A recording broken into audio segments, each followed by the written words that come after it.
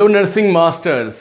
तो आज जिस टॉपिक के बारे में हम डिस्कस करने जा रहे हैं उसका नाम है anti platelet drugs. Anti platelet drugs, जी हाँ। After the study of anti coagulant drugs like warfarin, जिसके अंडर हमने काफ़ी कुछ पढ़ा वारफरिन के बारे में, आज हम डिस्कस करेंगे एंटी प्लेटलेट ड्रग्स कि कैसे जो है उनका मैकेनिज्म ऑफ एक्शन, कैसे वो प्लेटलेट्स की एग्रीगेशन को, प्लेटलेट्स के इकट्ठे होने को जो है वो प्रिवेंट करते हैं।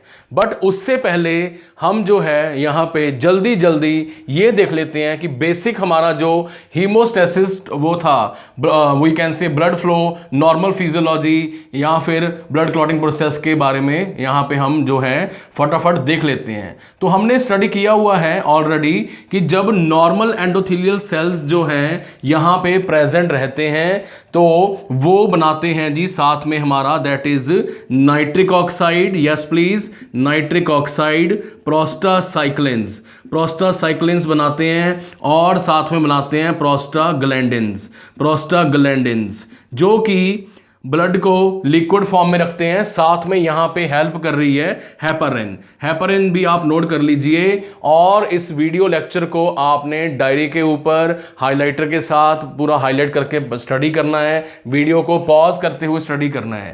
तो ब्लड को लिक्विड फॉर्म में ये जो एलिमेंट्स हैं ब्लड के अंदर ही प्रेजेंट हैं वो रखते हैं। अब जैसे ही यहाँ पे इंजरी हुई, जैसे ही ब्लड वेसल के अंदर जो है इंजरी हुई, यहाँ पे चोट लगी, तो वहाँ पे हमारी जो ब्लड वेसल के अंदर प्रेजेंट है एंडोथेलियल सेल, एंडोथेलियल सेल। ये कौन सी लेयर पे प्रेजेंट है? ये प्रेजेंट है ट्यूनिका, यस प्लीज, ट्यूनिका। यहाँ पे हमारी इंटरना, ट्यूनिका इंटरना लेयर पे प्रेजेंट है हमारे, that is we can say endothelial cell, endothelial cells जो है वो प्रेजेंट हैं। ठीक है, यहाँ पे जैसे ही एंडोथेलियल सेल डैमेज हुए तो यहाँ पे एक्सपोज हो जाते हैं वॉन विलेब्रेंड फैक्टर, जिसको मैंने यहाँ पे VW के तौर पे लिखा है, ऐसे लिखा है यहाँ पे। तो यहाँ पे एक्सपोज हो जाते हैं वॉन विलेब्रेंड फैक्टर, वॉन विलेब्रेंड फैक्टर यहाँ पे एक्सपोज हो जाते हैं। और यहाँ पे हमारे जो ब्लड के प्लेटलेट्स हैं वो यहाँ पे इकट्ठा होना, अक्यूमुलेट होना, एग्रीगेट होना, yes please note the word aggregate, aggregate होना शुरू हो जाते हैं। ठीक है, यहाँ पे एग्रीगेट हो गए, बट कोई और भी है जो यहाँ पे इनकी एग्रीगेशन को, इनके इकट्ठे होने को यहाँ पे हेल्प कर रहा है कि आ जाओ, हमें यहाँ आपकी ज़रूरत है। यहाँ पे ये प्लेटलेट्स तो आ ही आए, बट ये बड़ा प्लेटलेट्स भी यहाँ पे आ चुका है जिसको हम स्टडी करेंगे। ठीक है जी, और साथ में ही हम रिलेशनशिप स्टडी करेंगे ड्रग्स का। क्लियर है जी। तो यहां पे जैसे ही प्लेटलेट्स इकट्ठा हुए तो ये प्लेटलेट्स साथ के साथ रिलीज करते हैं यहाँ पे first of all that is ADP, yes please note कीजिए, ADP कैल्शियम आयंस रिलीज करते हैं, कैल्शियम आयंस। उसके बाद 5-HT सीरोटोनिन, 5-HT सीरोटोनिन यहाँ पे रिलीज होती है। और साथ में यहाँ पे रिलीज होता है हमारा एरिकडोनिक एसिड, एरिकडोनिक एसिड, एरिकडोनिक एसिड जो है ये रिलीज होता है। तो एरिकडोनिक एसिड कहाँ से रिलीज हो रहा है? हमें पता है कि प्लेटलेट जो है वो एक सेल है, ऑब्वियस है, सेल की एक सेल वॉल भी होती है, और सेल वॉल किसकी बनी हुई है? बाइफॉस्फोलिपिड लेयर की। ऑलराइट, बाइफॉस्फोलिपिड लेयर की जो है सेल वॉल जो है वो जी बनी होती है।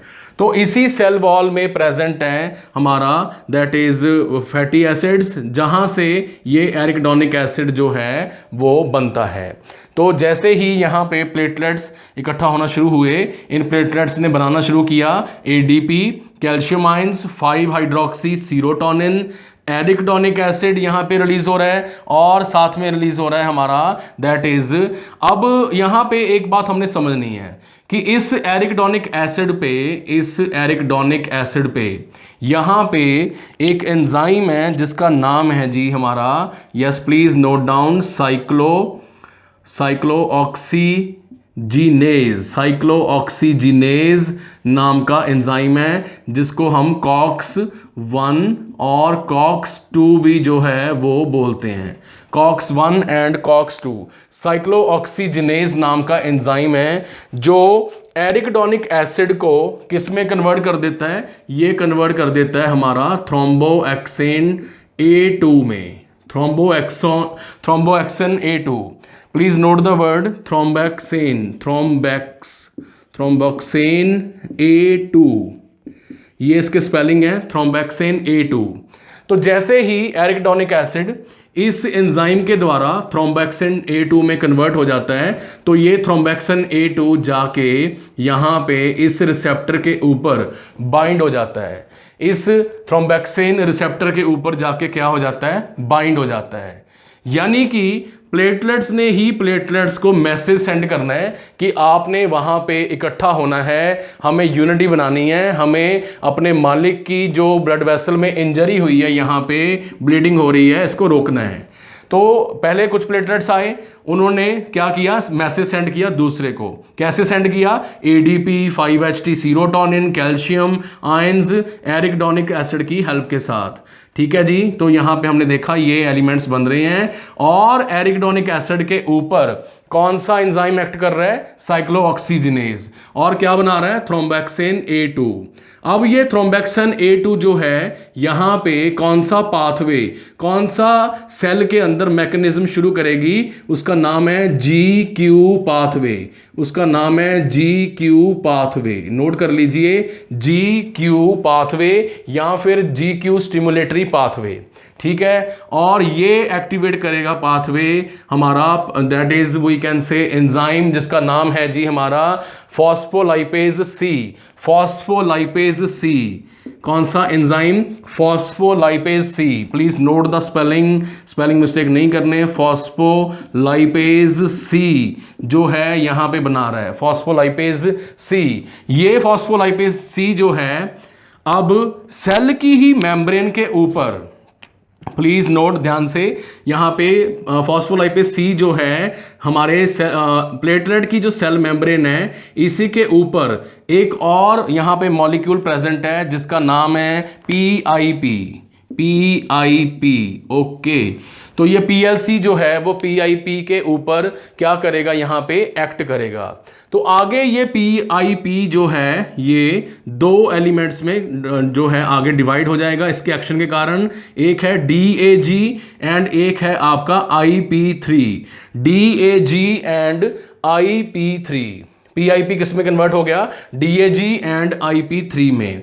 ये जो हमारा IP3 है, ये जो हमारा IP3 है, ये प्लेटलेट्स के अंदर यहां पे जाते हुए यहां पे क्या कर रहा है? ये प्लेटलेट्स के आपस में बाइंडिंग को इंक्रीज कर रहा है। एक प्लेटलेट दूसरे प्लेटलेट के साथ यहां पे कैसे बाइंड हो रहा है? यहां पे ये जो ब्लैक कलर की मैं प्रोटीन बना रहा हूं, ब्लैक कलर की जो प्रोटीन बना रहा हूं, ये आपस में जुड़ जाती हैं। इन प्रोटीन्स का नाम है जी हमारा, please note it down, GP2B3A। Yes, GP2B3A इस प्रोटीन का नाम है। ठीक है, GP2B3A इस प्रोटीन का नाम है। और यहां पे इन दो प्रोटीन्स के बीच में कौन आके बाइंड करेगा एक प्लेटलेट को दूसरे प्लेटलेट के साथ? Yes, fibrinogen. ओके, ये है हमारा असली मामला। फिब्रिनोजन हम करते रहते हैं ब्लड क्लॉटिंग में, तो फिब्रिनोजन आके ऐसे आपस में प्लेटलेट्स का कनेक्शन बनाती है। अब एक प्लेटलेट दूसरे के साथ, दूसरा तीसरे के साथ आपस में जुड़ेंगे और यहाँ पे देखते ही देखते हमारा जो प्लेटलेट्स है वो आना शुरू हो जाएंगे और बाइंडिंग होनी शुरू हो जाएगी। और जो है हमारा प्राइमरी प्लग फॉर्मेशन स्टार्ट हो चुका है और प्लेटलेट्स एग्रीगेट इकट्ठा होना शुरू हो चुके हैं, अक्यूमुलेट होना शुरू हो चुके हैं। बट यहाँ पे जो हमारा IP3 है ये एक काम और भी कर रहा है। IP3 जो है हमारा, दैट इज यहाँ पे IP3 जो है वो कैल्शियम आयंस को भी जो है यहाँ पे रिलीज करवाएगा, कैल्शियम आयंस को भी यहाँ से रिलीज कराएगा। हमारे जो प्लेटलेट सेल है उसके अंदर ही सार्कोप्लाज्मिक जो है रेटिकुलम प्रेजेंट है। सार्कोप्लाज्मिक रेटिकुलम प्रेजेंट है। हर एक चीज नोट करते जाइए। जब आप नोट्स बना लेते हैं, सेल्फ नोट्स वीडियो को देखने के बाद, तो कंसेप्ट और भी ज्यादा क्लियर होता है। सेकंड टाइम वीडियो देखने पर और भी ज्यादा कंसेप्ट क्लैरिटी आती है। ठीक है जी। तो सार्कोप्लाज्मिक रेटिकुलम यहाँ पे प्रेजेंट है, हमारे प्लेटलेट के अंदर ही प्रेजेंट है, जिससे निकलते हैं हमारे, यस प्लीज, कैल्शियम आयंस। जैसे ही IP3 यहाँ पे जाके बाइंड हुआ हमारे सार्कोप्लाज्मिक रेटिकुलम के साथ, तो कैल्शियम रिलीज हुआ। कैल्शियम ने यहाँ पे जो प्लेटलेट्स के अंदर ये वेसिकल्स प्रेजेंट हैं, प्लेटलेट्स के अंदर जो वेसिकल्स प्रेजेंट हैं, इनका क्या करवा दिया, बाहर रिलीज करवा दिया। कौन कौन से elements, ADP, calcium, 5HT, serotonin, arachidonic acid. और इस प्रोसेस को हमने एनाटॉमी में क्या पढ़ा था जी, that is our exocytosis, exocytosis पढ़ा था। ओके, इसके ऊपर भी हमारी एक वीडियो है, एक्सोसाइटोसिस। टॉपिक तो हमने कोई नहीं छोड़ा है आपके लिए। हमारी कोशिश है हर एक टॉपिक को रिलीज करने की, फ्री ऑफ कॉस्ट। स्टडी कीजिए, स्टडी कीजिए। अब तो 5G भी आ चुका है और भी नेटवर्क फास्ट हो रहे हैं। Study for future, study for learning, study for best of learning. तो यहां तक हमने कैल्शियम को रिलीज कराया IP3 की हेल्प के साथ। और DAG जो यहाँ पे प्रोटीन है, DAG, ये हमारी क्या करेगी, ये हमारी GP2B3A को बनाने में हेल्प करेगी। GP2B3A के लिए रिस्पॉन्सिबल है DAG। हालांकि कुछ हेल्प इसमें IP3 भी करता है, बट DAG जो है यहाँ पे मैक्सिमम हेल्प कर रहा है। ठीक है, DAG जो है यहाँ पे मैक्सिमम हेल्प कर रहा है। तो गेम अगर देखा जाए ध्यान से, तो कहाँ से शुरू हुई है, एरिकडोनिक एसिड से शुरू हुई, साइक्लोऑक्सीजिनेज ने किया, थ्रोम्बोक्सिन बना, तो सारा प्रोसेस आगे चलता गया। क्लियर है जी। क्या हमारे पास ऐसे ड्रग्स हैं जो कि साइक्लोऑक्सीजिनेज को ही इनहिबिट कर दें? साइक्लोऑक्सीजिनेज को इनहिबिट करने का सबसे मशहूर, सबसे इंपॉर्टेंट ड्रग है एस्पिरिन। एस्पिरिन जो है COX-1 एंड COX-2 इनहिबिटर है। अगर ये एंजाइम इनहिबिट हो गया तो क्या एरिकडोनिक एसिड से थ्रोम्बोक्सिन A2 बनेगा? नहीं बनेगा। यहां पे मैसेज सेंड होगा? नहीं। GQ पाथवे ऑन होगा? नहीं। PIP, DAG, IP3 बनेंगे? नहीं। क्या सेल बाहर ये सारा कुछ रिलीज कर पाएगा, एक्सोसाइटोसिस कर पाएगा? बिल्कुल नहीं। तो क्या प्लेटलेट्स यहां पे इकट्ठा हो पाएंगे? ऑब्वियस है, बिल्कुल ही नहीं। तो हमने क्या किया, एंटी प्लेटलेट एक्शन जो है एस्पिरिन का स्टडी किया। एस्पिरिन कैसे जो है हमारी एंटी प्लेटलेट का काम यहाँ पे करती है। तो अब हम स्टडी करेंगे हमारे सेकंड पाथवे के बारे में, जिसका नाम है PYP रिसेप्टर या फिर PY2P रिसेप्टर। ऑलराइट, तो साइक्लोऑक्सीजिनेज इनहिबिटर्स को स्टडी करने के बाद यहां पे हमने देखा कि एस्पिरिन इसको ब्लॉक कर रही है। अब हम फोकस करेंगे हमारे प्लेटलेट के ऊपर प्रेजेंट दूसरा हमारा जो रिसेप्टर है, जिसका नाम है जी, yes please, PY2P receptor. PY2P receptor यहां पे प्रेजेंट है। हमने कहा कि जैसे ही यहां पे इंजरी होती है तो ये सारे एलिमेंट्स रिलीज होते हैं, ADP, calcium, 5HT, serotonin, arachidonic acid. ठीक है, एरिकडोनिक एसिड का तो हमने देख लिया कि यहां पे क्या बना, यहां पे एंड हो गया उसका। और यहां पे PYP2 रिसेप्टर के ऊपर हमारा ये जो एलिमेंट है ADP, ये आके यहां पे बाइंड हो जाता है। ADP जो है यहां पे आके बाइंड हो जाता है, ADP। ठीक है जी, कौन से रिसेप्टर के ऊपर? PY2P रिसेप्टर के ऊपर। ऑलराइट, तो जैसे ही ये रिसेप्टर हमारा एक्टिवेट होता है तो ये हमारा इंट्रासेलुलर सिग्नल सेंड कर रहा है, किसकी हेल्प के साथ? ये अभी करेगा यहां पे G इनहिबिटरी प्रोसेस। तो इस प्रोसेस को मैं बाहर लेके आता हूं।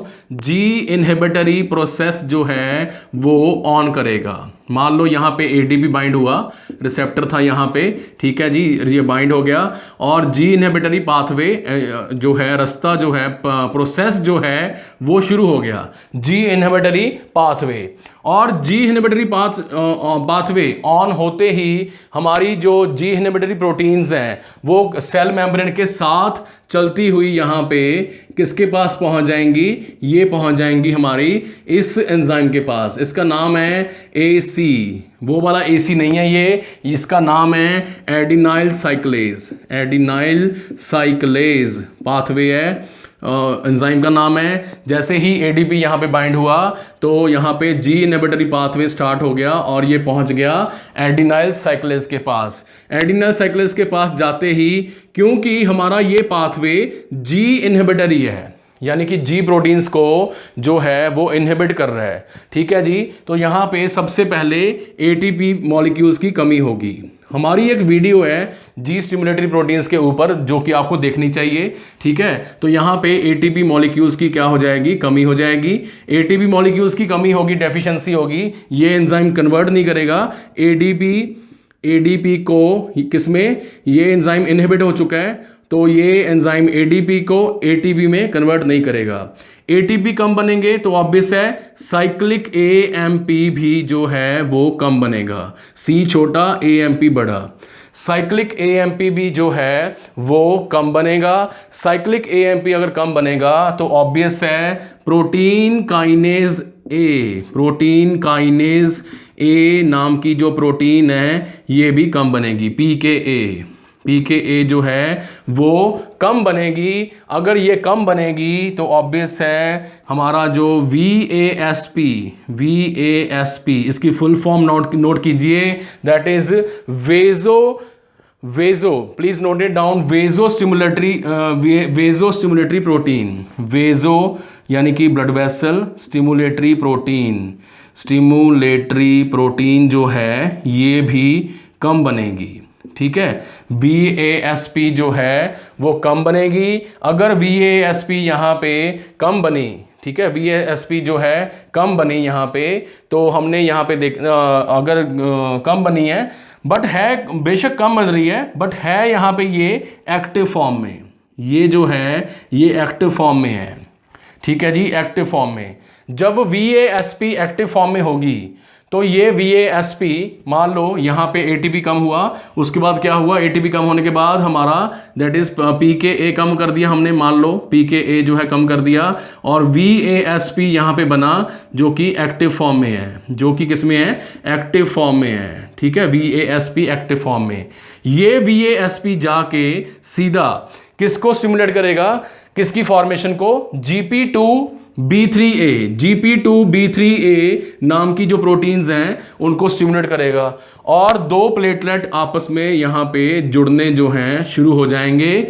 ऑब्वियस सी बात है, ठीक है जी। तो हमने देखा कि कैसे ADP बाइंड हुआ, जी इनहिबिटरी पाथवे शुरू हुआ, एडिनल साइक्लेज जो है ऑफ कर दिया गया, सब कुछ कम बना, ATP come, cyclic AMP come, protein kinase A जो है कम, और यहाँ पे ये जो हमारा VASP है, वेजो स्टिमुलेटरी प्रोटीन, ये भी कम, बट किस फॉर्म में, एक्टिव फॉर्म में, जिसने क्या किया, GP2B3A प्रोटीन्स को इंक्रीज किया।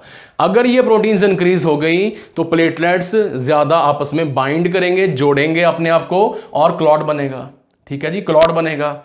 यहां पे ब्लीडिंग की बात तो हो ही रही है, बट क्लॉट फॉर्मेशन की भी प्रॉब्लम है, ठीक है। तो क्या हमारे पास ऐसे ड्रग्स प्रेजेंट हैं जो कि इस प्रोसेस को रोक सकें, यहां पे इस हमारे ADP रिसेप्टर को ब्लॉक कर सकें, ये जी इनहिबिटरी पाथवे को यहां पे ब्लॉक कर सकें? Yes please note the name of the drugs, that is drugs name is clopidogrel, ठीक है। फर्स्ट है आपका क्लोपी, इसको प्रोनाउंस करना सीखिए, क्लोपिडोग्रेल, ठीक है, क्लोपिडोग्रेल यहाँ पे पहला ड्रग है। दूसरा है हमारा प्रोसिग्यूरल, दूसरा है हमारा जी यहाँ पे प्रोसिग्यूरल, ठीक है, प्रोसिग्यूरल और क्लोपिडोग्रेल। तो ये जो ड्रग्स हैं ये हमारे PYP रिसेप्टर को जो हैं यहाँ पे ब्लॉक कर देते हैं। ऑब्वियस है ये ब्लॉक होगा तो ये सारा कुछ क्या होना शुरू हो जाएगा, इंक्रीज होना शुरू हो जाएगा। ये सारा कुछ क्या होना शुरू हो जाएगा जी, उल्टा होना शुरू हो जाएगा, इंक्रीज होना शुरू हो जाएगा। और VASP अब जो है ज्यादा बनेगा, बट किस फॉर्म में, इनएक्टिव फॉर्म में। इनएक्टिव फॉर्म में ये काम करेगा नहीं और हमारी GP2B3A प्रोटीन आपस में बाइंड नहीं करेंगी। आपस में बाइंड नहीं होंगे तो ऑब्वियस है प्लेटलेट भी बाइंड नहीं होंगे। बहुत ही अच्छा, बहुत ही शानदार प्रोसीजर, बड़ा सिंपल। ऐसी मेडिसिन्स हमने अभी तक देखी जो कि हैं हमारे, that is PY2P blocker, PY2P blocker, cyclooxygenase blocker inhibitors, aspirin, clopidogrel, और यहाँ पे है हमारी प्रोसीग्यूरिल जो है, या ये मेडिसिन आपको जो है याद रखनी चाहिए। किसी स्टूडेंट के दिमाग में, माइंड में कोई भी डाउट हो, क्वेरी हो, तो वो पूछ सकता है। मेरा काम ही है आपके क्वेरीज को, क्वेश्चंस को लेना और उनको क्लैरिफाई करना। Ask maximum questions as you can. Okay, अब हम बात करेंगे यहाँ पे, क्या ऐसा नहीं हो सकता कि हम इतने बड़े उसमें पंगे में, झमेले में पड़ गए, हम अपना इसी उसको रोक देते हैं, GP2B3A जो प्रोटीन्स हैं इसी को ब्लॉक कर देते हैं। यहाँ पे ये बाइंडिंग ही ना होने दो, प्लेटलेट्स आपस में बाइंड ही नहीं कर पाएंगे। तो क्या ऐसी कोई प्रोटीन मेडिसिन प्रेजेंट है जो कि ये जो है इनको आपस में बनने से रोक दे? बड़ी ऑब्वियस सी बात है, यही दो मेडिसिन हैं। यहाँ पे आपको डिस्काउंट मिल गया जी, यहाँ पे आपको डिस्काउंट मिल गया कि ये दो मेडिसिन हैं हमारी, क्लोपिडेग्रेल और प्रोसीग्यूरिल, जो हैं ये क्या करती हैं, GP2B3A प्रोटीन्स को आपस में बाइंड होने से भी रोकती हैं, आपस में बाइंड होने से भी रोकती हैं, और ये हमारे जो है मैंने ऊपर पढ़ाया उस काम को भी करती हैं। तो हमने 3 कैटेगरी स्टडी कर ली बातों बातों में। फर्स्ट इज साइक्लोऑक्सीजिनेज इनहिबिटर्स, ठीक है, यानी कि कॉक्स इनहिबिटर। ओके, उसके बाद हमने देखा हमारी दैट इज PY2P इनहिबिटर, ठीक है, और फिर हमने देखा दैट इज हमारी GP2B3A प्रोटीन को रोकने के लिए भी इनहिबिटर भी हमारे पास ड्रग्स जो हैं वो ये दो सेम ड्रग्स हैं। और इसमें आ गई आपकी, यस प्लीज, एस्पिरिन, ठीक है। तो आपने देखा कि कैसे एंटी प्लेटलेट ड्रग्स जो हैं ये काम करते हैं। इसके अलावा यहाँ पे हमारी दैट इज एक और प्रोटीन है, वी कैन से ड्रग है, sorry drug that is drug, ठीक है, जो कि इसकी बाइंडिंग को रोकती है। उसका नाम है जी, मेरे को बड़ा अच्छा लगता है, एब6मैब। ऐसा लगता है कि एब्स बना रहे हैं, एब6मैब। ये मेडिसिन भी जो है ये GP2B3A को आपस में बाइंड करने से जो है प्रिवेंट करती है, आपस में जो है प्रिवेंट करती है। तो काफ़ी कुछ हमने यहाँ पे स्टडी किया। अब हमने यहाँ पे क्या क्या देख लिया, हमारा थ्रोम्बोएक्सिन A2 रिसेप्टर, PY2P रिसेप्टर, ठीक है जी। अब हमारी बारी है इस एंजाइम की जिसका नाम है हमारा दैट इज, यस प्लीज, इसका नाम है PDE फॉस्फोडाइएस्ट्रिएज 3, PEP3, जिसके बारे में अब हम स्टडी करेंगे, PEP फॉस्फोएस्ट्रेज 3। ऑलराइट, तो अब हम बात करेंगे PEP3 हमारे जो है एंजाइम के बारे में, जो कि ये आपको यहाँ पे दिखाई दे रहा है। ये एंजाइम का काम क्या है, ये एंजाइम जो है हमारा PEP3 या फिर इसी की ही फैमिली का एक और हमारा जो एंजाइम है that is we can say PDE, ठीक है, PDE एंड PEP3, ठीक है, फॉस्फोडाइएस्ट्रिएज। प्लीज इसके स्पेलिंग नोट कर लीजिए, फॉस्फोडाइएस्टीरेज 3, ठीक है जी। ये एंजाइम जो है ये क्या कर रहा है, ये हमारे साइक्लिक AMP के ब्रेकडाउन को क्या कर रहा है, इंक्रीज कर रहा है। अगर साइक्लिक AMP यहाँ पे ज़्यादा टूटेगी, ज़्यादा ब्रेकडाउन होगी, तो और यहाँ पे क्या होगा, यहाँ पे ऑब्वियस है हमारा जो साइक्लिक वो we can say phosphokinase A है, फॉस्फोकाइनेजेज, वो भी जो है उनका ब्रेकडाउन ज़्यादा होगा। और जो वेस्प है हमारी, ठीक है, वेजो स्टिमुलेटरी प्रोटीन, ये भी जो है इंक्रीज होगी और साथ में होगी इंक्रीज हमारी, अगर इंक्रीज होगी तो बाइंडिंग भी यहाँ पे इंक्रीज होगी, GP2B3A की जो बाइंडिंग है वो इंक्रीज होगी, ठीक है जी। अगर हम इस एंजाइम को प्रिवेंट करने के लिए मेडिसिन दे दें, ड्रग दे दें जो कि इसको ब्लॉक करे, इनहिबिट करे, जैसे कि हमारी मेडिसिन है दैट इज सिलोस्टोजोल, लॉस्टोल लिख लिया हमने, जोल, ठीक है। तो ये मेडिसिन पीडीई या फिर PEP3 एंजाइम को ब्लॉक कर देती है। तो साइक्लिक AMP जो है वो क्या होगा, नॉर्मल हो जाएगा, PKA जो है वो नॉर्मल हो जाएगा, वेस्प जो है वो यहाँ पे कम हो जाएगा, जिसके कारण यहाँ पे बाइंडिंग जो है वो नहीं होगी और प्लेटलेट्स जो है वो एग्रीगेट नहीं करेंगे। तो काफ़ी कुछ हमने बातों बातों में ये समझा कि कैसे ये एंजाइम्स, कैसे ये रिसेप्टर्स हमारे प्लेटलेट्स को एग्रीगेट करने में हेल्प करते हैं और कैसे ये एग्रीगेशन क्लॉट फॉर्मेशन में रोल प्ले कर रही है। और यहाँ पे ADP, कैल्शियम आयंस, सीरोटोनिन ये भी इंपॉर्टेंट रोल प्ले कर रहे हैं। कौन कौन से ड्रग्स हैं जो कि इन एंजाइम्स को रोक रहे हैं, इन रिसेप्टर्स को इनहिबिट कर रहे हैं। और GP हमारी 2 और B3A हमारी जो प्रोटीन्स हैं इनका आपस में बाइंडिंग नहीं हो पा रहा और एंजाइम जो है वो थ्रोम्बोक्सिन A2 नहीं बना पा रहे। और यहाँ पे हमने वेस्प को जो है वो क्या कर दिया, इनएक्टिव कर दिया। ठीक है जी। So this was all about the anti platelet medication.